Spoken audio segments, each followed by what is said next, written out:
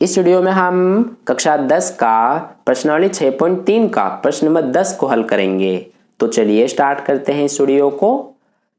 तो देखिए dear students, प्रश्न नंबर 10 में हमसे क्या कहा गया है, CD और GH क्रमशः कोण ACB और कोण EGF के ऐसे समद्विभाजक हैं कि बिंदु D और H क्रमशः त्रिभुज ABC और त्रिभुज FEG की भुजाओं AB और FE पर स्थित है। यदि त्रिभुज ABC समरूप है त्रिभुज FEG के तो दर्शाइए कि इसमें हमें 3 भाग दिए गए हैं। पहले भाग में CD बट्टे GH बराबर है AC बट्टे FG के, दूसरे भाग में त्रिभुज DCB समरूप है त्रिभुज HGE के और तीसरे भाग में त्रिभुज DCA समरूप है त्रिभुज HGF के।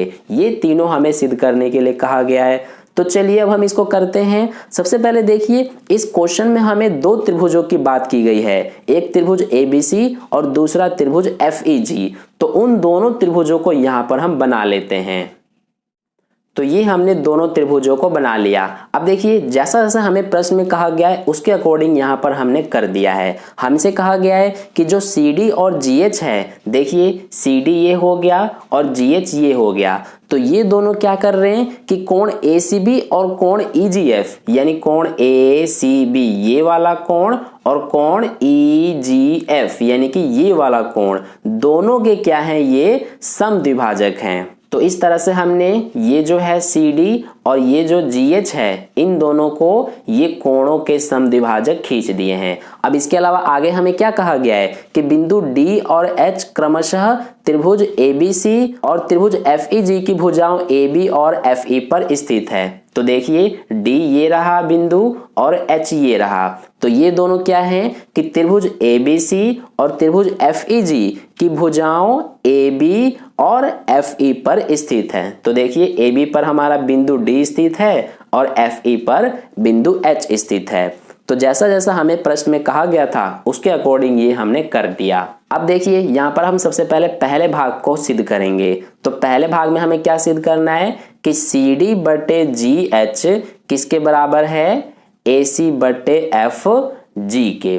तो देखिए ये हम कैसे सिद्ध करेंगे, इसके लिए सबसे पहले देखिए दोनों ही त्रिभुजों में जो हमारा कोण A और कोण F है, ये दोनों हमारे बराबर होंगे। यहाँ पर लिख लेते हैं कोण A बराबर होगा कोण F के। क्यों होगा ये मैं आपको आगे बताऊंगा। इसी तरह से ये जो कोण B है ये इस कोण E के भी बराबर होगा, तो इसको भी लिख लेते हैं कोण B बराबर कोण E। इसके बाद ये जो हमारा कोण C है ये किसके बराबर होगा, इस कोण G के, तो इसको भी लिख लेते हैं कोण C बराबर कोण G। अब देखिए ये तीनों क्यों बराबर होंगे, क्योंकि हमसे प्रश्न में कहा गया है कि जो त्रिभुज ABC यानी ये वाला जो त्रिभुज है और त्रिभुज FEG यानी कि ये वाला, ये दोनों त्रिभुज क्या हैं, समरूप हैं। तो जैसा कि हमें पता है कि अगर 2 त्रिभुज समरूप हों तो उनकी जो संगत कोण है वो भी बराबर होते हैं। तो इसीलिए ये हमारे कोण क्या होंगे, बराबर होंगे, क्योंकि ये क्या है, दोनों ही त्रिभुजों के संगत कोण है। तो यहाँ पर हम इसका रीजन भी लिख देंगे कि समरूप त्रिभुजों के संगत कोण। तो इस तरह से हमने रीजन लिख दिया। अब इसके बाद अगली चीज देखिए, जो इस वाले त्रिभुज में ये हमारा कोण ACD है, यानी कि सिर्फ इतने की बात कर रहा हूं, ये जो कोण है ये किसके बराबर होगा, इस वाले त्रिभुज में कोण FGH के, यानी कि इतने के, है ना। और इसके अलावा इसमें ये वाला जो कोण है ये किसके बराबर होगा, इस वाले कोण के। क्यों होगा, क्योंकि देखिए जो हमारा CD और ये GH है ये क्या है, इस कोण C और कोण G के समद्विभाजक हैं, यानी कि 2 बराबर हिस्सों में बांटते हैं इन दोनों कोणों को। तो इसीलिए ये इतना इसके बराबर होगा और ये इतना इसके बराबर होगा, यानी कोण ACD और कोण FGH बराबर होंगे। तो यहाँ लिखेंगे कोण ACD बराबर होगा कोण FGH के। इसके अलावा ये यानी कोण DCB यानी कि ये और कोण HGE यानी कि ये दोनों भी बराबर होंगे। तो इसको भी लिखेंगे कोण DCB बराबर होगा कोण HGE के। और इसका भी रीजन यहाँ पर हम लिख देंगे क्योंकि ये हमारे क्या है, समद्विभाजक कोण है। ठीक है, तो इतना आपको समझ में आ गया होगा।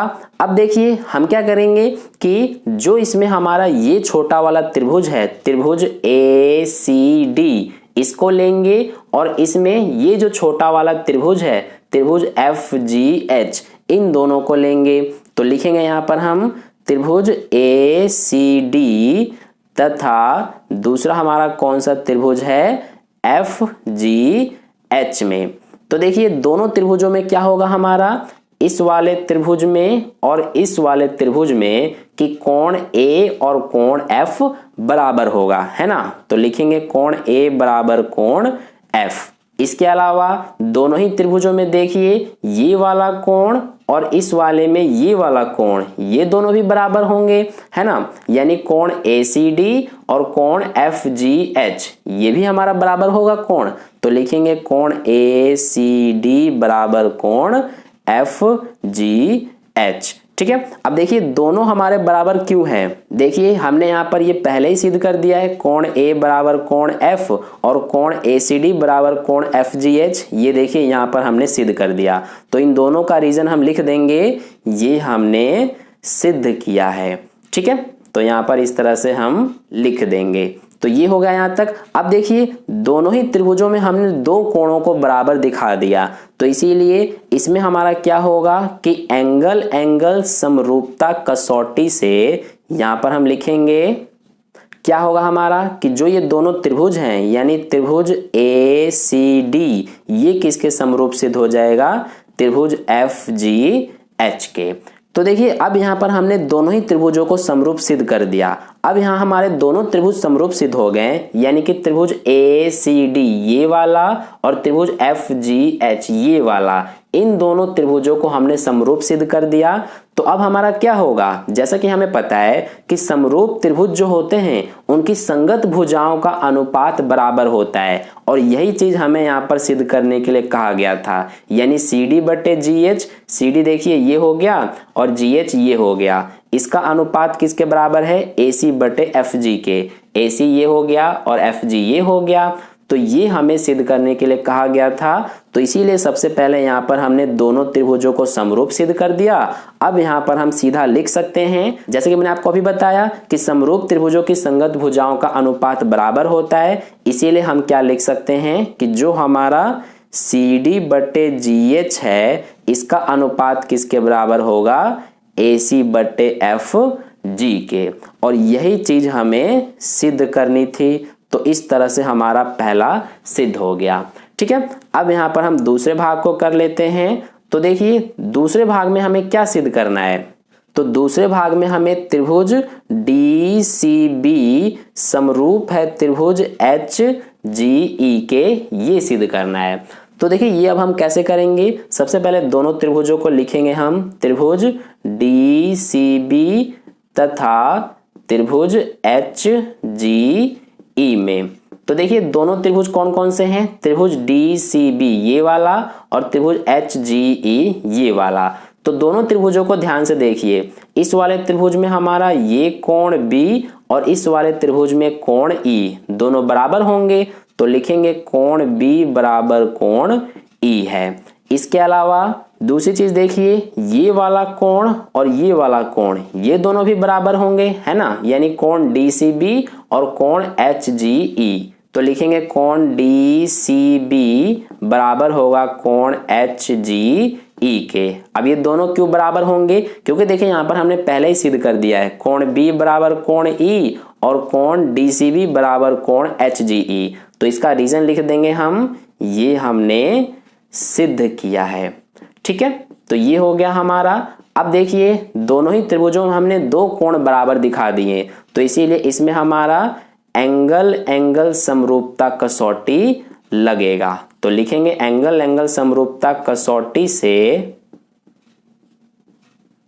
क्या होगा इसमें हमारा कि जो त्रिभुज DCB है ये किसके समरूप सिद्ध हो जाएगा, त्रिभुज HGE के। तो इस तरह से हमारा दूसरा भाग सॉल्व हो गया, यानी कि दूसरे भाग में हमें ये सिद्ध करने के लिए कहा गया था, तो ये हमने कर दिया।